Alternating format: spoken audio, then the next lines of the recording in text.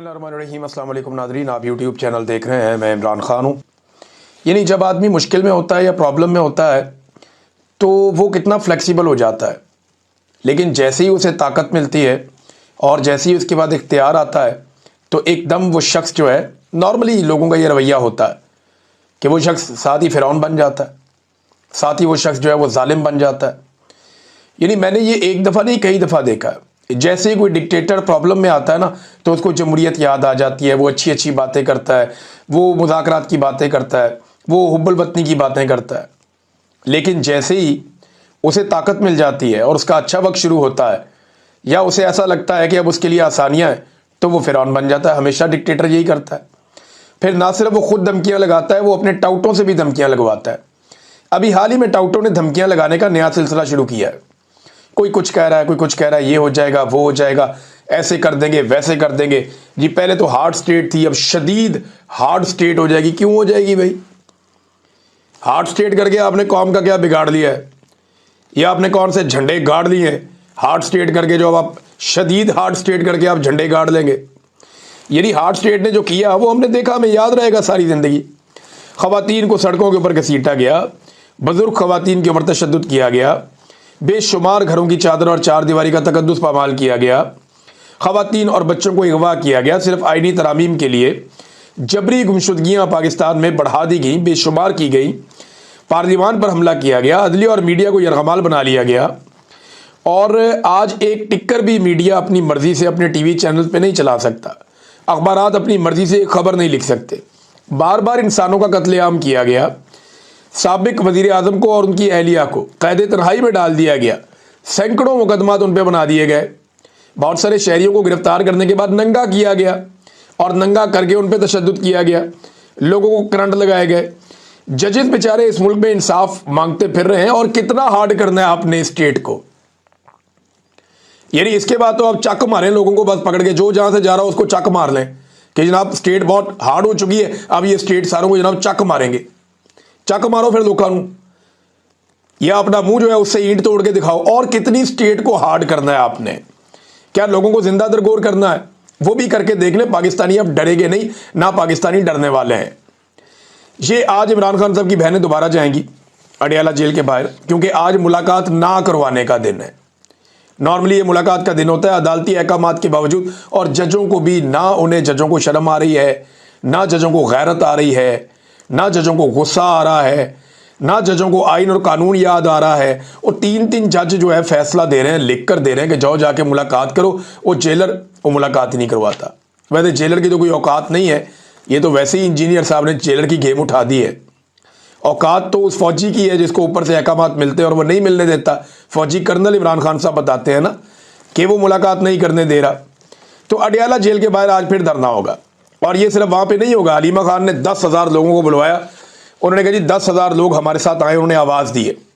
ये उस इमरान खान की बहनों ने आवाज़ दी है जो इस कौम के लिए जेल काट रहा है। और ये सारे ही जानते हैं कि वो कौम के लिए जेल काट रहा है। इमरान खान के लिए कौन सा मुश्किल था? वो दुनिया के जिस मुल्क में चाहता, जैसी चाहता ज़िंदगी गुजारता। उसकी एक झलक के लिए पाकिस्तानी तरसते रहते। पूरी दुनिया में उसका बहुत बड़ा फ़ैन क्लब है। वो सिर्फ क्रिकेट में कमेंट्रीज करता तो दुनिया की सबसे बड़ी सेलिब्रिटी बन के रहता, लेकिन उसने मुश्किल रास्ता चुना। वो अपने लोगों के लिए जेल में चला गया और जेल में जाने के बाद वो तकालीफ बर्दाश्त कर रहा है। आज वो शख्स जो कौम के लिए मार खा रहा है, उसकी बहनों ने कौम को आवाज़ दी है कि 10,000 बंदे आओ। ये तो उन्होंने मिसाल के तौर पे कहा, लेकिन उन्होंने कहा बड़ी तादाद में बंदे हो। अब देखना ये है कि आज के दिन में इतनी बड़ी तादाद में बंदे वो पहुंचते हैं, नहीं पहुंचते, क्या होता है। लेकिन अहकामात तो जारी किए गए हैं पार्टी की जानिब से भी कि लब्बैक कहा जाए। अब सिर्फ पाकिस्तान में नहीं, दुनिया भर के अंदर ये एहतजाज हो रहे हैं। बरतानिया में एक मरतबा फिर यहाँ पे बर्फबारी हो रही है। पिछले 2 दिन से मैं ये विटनेस कर रहा हूँ कि रोज़ाना बर्फबारी होती है बरतानिया के मुख्तलिफ शहरों में। वहाँ पे लंदन में चाहिए, मैनचेस्टर में, बर्मिंघम में, हर तरफ बर्फबारी का मौसम है, ब्रेडफोर्ड में। तो ये एक मरतबा फिर जो बरतानिया में पाकिस्तानी शहरी हैं वो कॉन्सुलेट्स के बाहर और जो एम्बेसी है उसके बाहर धरना देकर बैठेंगे और इमरान खान साहब की बहनों के साथ, इमरान खान के साथ इजहार यकजहती करेंगे। उसके अलावा ये एक प्रोग्राम डरबन में भी हुआ, साउथ अफ्रीका में। उसमें ओवरसीज़ पाकिस्तानियों ने बड़ी तादाद में शिरकत की और वो भी अब स्ट्रीट मूवमेंट चला रहे हैं कि ओवरसीज़ पाकिस्तानी भी स्ट्रीट मूवमेंट के अंदर हिस्सा लेंगे। जबकि फ्रैंकफर्ट में, ये जर्मनी का शहर है, मैं यहाँ पे गया भी था, हमने यहाँ पे एक प्रोग्राम भी किया था, बड़े एनर्जेटिक लोग हैं। तो वहाँ पे जो पाकिस्तानी शहरी हैं वो भी इकट्ठे होके जर्मनी में जो पाकिस्तान की कौंसलेट है उसके बाहर फ्रैंकफर्ट में एहतजाज करने के लिए जा रहे हैं। तो ये जनाब आज के जो प्लान्ड एहतजाज हैं वो ये हैं सारे के सारे। अब नाज़रीन, वज़ीर आला खैबर पख्तूनख्वा का जो दौरा होने जा रहा है सिंध का, उसके हवाले से भी कुछ डाटा आ गया है। ये दौरा किस नौइयत का है मैं आपको बता देता हूँ।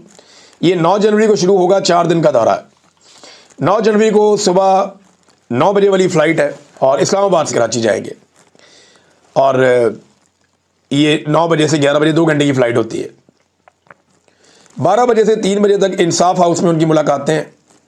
3:15 बजे जो है वो उसके बाद FPCCI से मुलाकात, फिर 4:30 बजे मीट दी प्रेस, कराची प्रेस क्लब जाएंगे। प्रेस के जितने भी सहाफ़ी हैं उनसे वो मुलाकातें करेंगे। उम्मीद करता हूँ कि जो लाहौर में अजीबोगरीब किस्म के लोगों को सहाफ़ियों के भेस में भेज कर बदतमीज़ी करवाई गई, कराची के जो जर्नलिस्ट हैं वो बड़े सीनियर, बड़े अच्छे जर्नलिस्ट हैं, वो इस बात का ख्याल रखेंगे।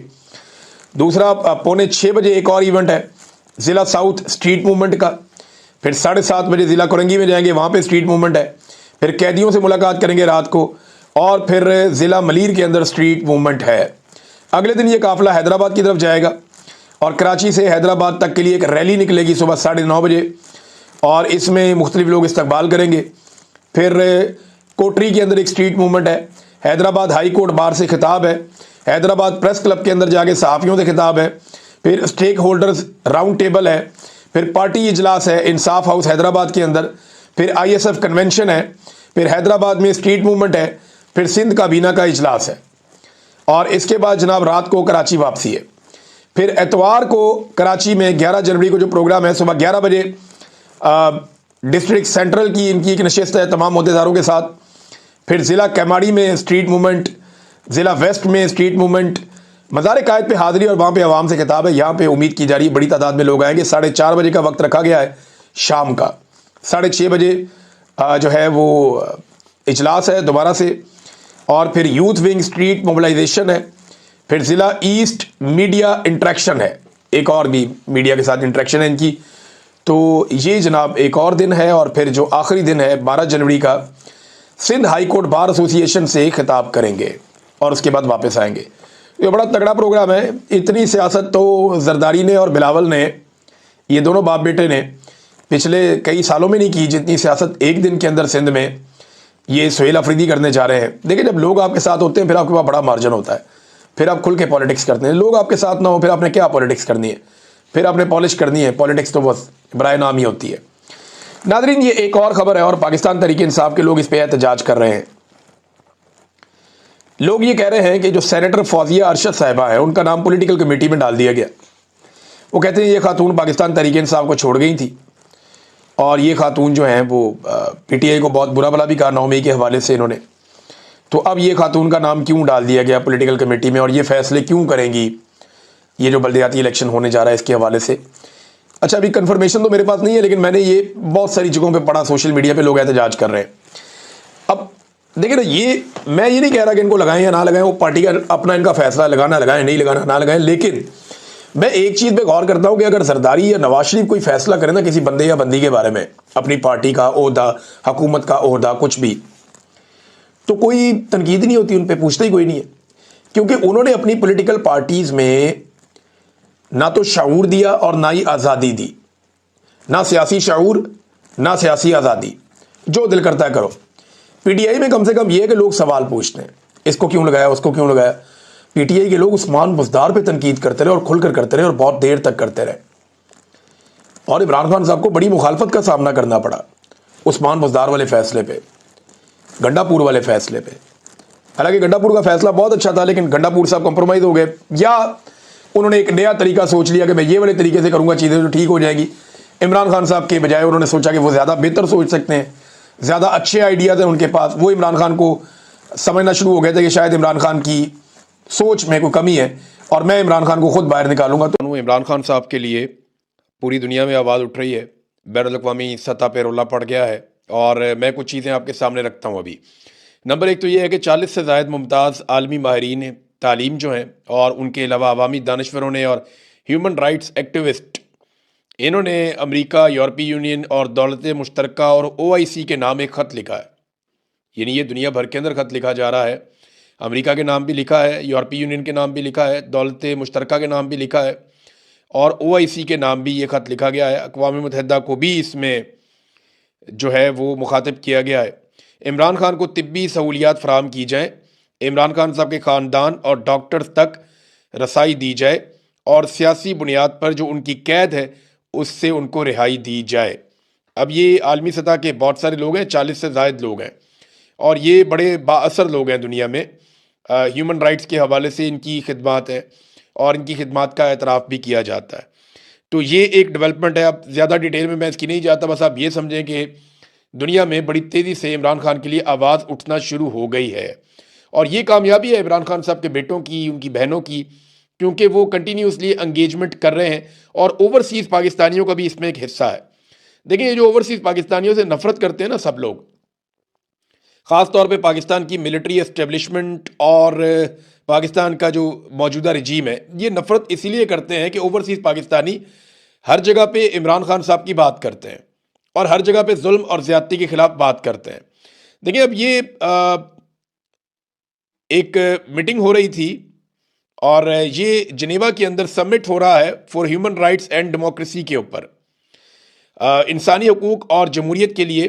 جنیوا کے اندر ایک سمٹ ہو رہا تھا. اس سمٹ میں ایک پاکستانی نے آواز اٹھا دی بڑے زوردار طریقے سے، اور جو اوورسیز پاکستانی ہے اس نے آواز اٹھائی، اور اس کے بعد جو ہے وہ وہاں پہ عمران خان صاحب کا تذکرہ کیا گیا.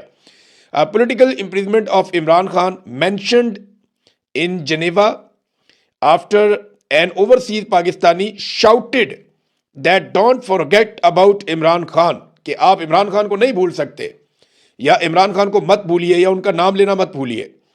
He is a political prisoner and former prime minister of the fifth biggest nation in the world.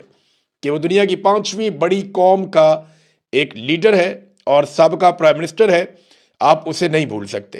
اور اس کے بعد پھر عمران خان صاحب کے لیے باقاعدہ اس پلیٹ فارم کے اوپر آواز اٹھائی گئی، اور یہ بتایا گیا کہ رجیم کیسے عمران خان صاحب کو دبا رہا ہے، رجیم کیسے پاکستان کے ساتھ جو ہے وہ زیادتی کر رہا ہے.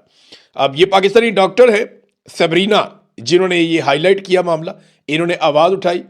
اب پاکستان کا رجیم اسی لیے جو موجودہ رجیم ہے، عاصم منیر صاحب نے بنایا ہوا ہے، اور امریکہ کی آشیرواد سے بنایا ہوا ہے، جعلی فارم 47 کے اوپر بنایا ہوا ہے. سارے چور ڈاکو اکٹھے کر کے جنہوں نے ملک کو لوٹا کئی دہائیوں تک، انہیں اکٹھا کر کے لا کے اقتدار میں اٹھا دیا، اور اس کا ٹکے کا فائدہ پاکستان کی فوج کو نہیں ہوا. یہ بات میں بار بار کہتا ہوں کہ یہ پاکستان کی فوج کو اس کا ٹکے کا فائدہ نہیں ہوا، بلکہ الٹا ان کا نقصان ہو گیا، اور فائدہ چند لوگوں نے اٹھا لیا. یہ مافیا سیاستدان اور یہ چند جرنیل، انہوں نے فائدہ اٹھا لیا، اور پاکستان کی فوج وہ پاکستانی عوام سے دور ہوتی چلی گئی. اور یہ سب جانتے ہیں، اس کے اندر اب ڈکی چھپی بات کوئی نہیں ہے. تو یہ دو ڈیولپمنٹ ہیں عمران خان صاحب کے لیے، ہر طرف جو ہے وہ آواز اٹھ رہی ہے.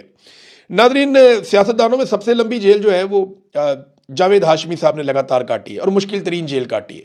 جاوید ہاشمی صاحب کا اگر آپ چہرہ دیکھیں یا ان کی حالت دیکھیں تو آپ کو اندازہ ہو جاتا ہے کہ جیل کی سختیوں نے ان کے ساتھ کیا کیا.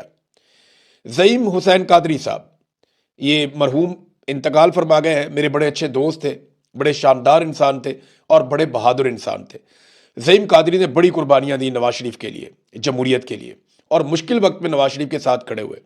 نواز شریف اور شہباز شریف جو ہے ان کی اہلیہ کو کہتے تھے کہ ایسے ہی لوگ وزیر اعظم بنتے ہیں، ایسے ہی لوگ وزیر اعلیٰ اور گورنر بنتے ہیں. لیکن جب انہیں اقتدار ملا تو انہوں نے زعیم قادری کو ٹکے ٹوکری کر دیا. پھر زعیم قادری صاحب انہیں چھوڑ گئے، ان کا انتقال ہو گیا، اللہ تعالیٰ انہیں غریق رحمت کرے. بڑے شاندار انسان تھے. زعیم قادری کے والد کی پیٹھ میں بھی چھرا گھونپا وہ مجھے بتایا کرتے تھے، اور ان کی پیٹھ میں بھی چھرا گھونپا نواز شریف صاحب نے. تو یہ جن لوگوں نے بہت مار کھائی ان میں یہ بھی تھے. تو جاوید ہاشمی صاحب جنہوں نے بہت تکلیف برداشت کی، ان کے جسموں پر آج بھی آمریت کے نشان ہیں. تو جاوید ہاشمی کے بقول 10 سال انہوں نے کہا میں نے جیل کاٹی ہے. اگر مجھ سے اس طرح کا برتاؤ ہوتا جیسا سلوک عمران خان کے ساتھ کیا جا رہا ہے تو شاید میں بھی ڈیل کر لیتا. یہ بہت برا سلوک ہو رہا ہے. جاوید ہاشمی جیسا بندہ گواہی دے رہا ہے جس نے آصف علی زرداری سے کئی 100 گنا مشکل جیل کاٹی ہے. زرداری نے تو جیل کاٹی نہیں نا، وہ تو کوٹھیوں کے اندر، اسپتالوں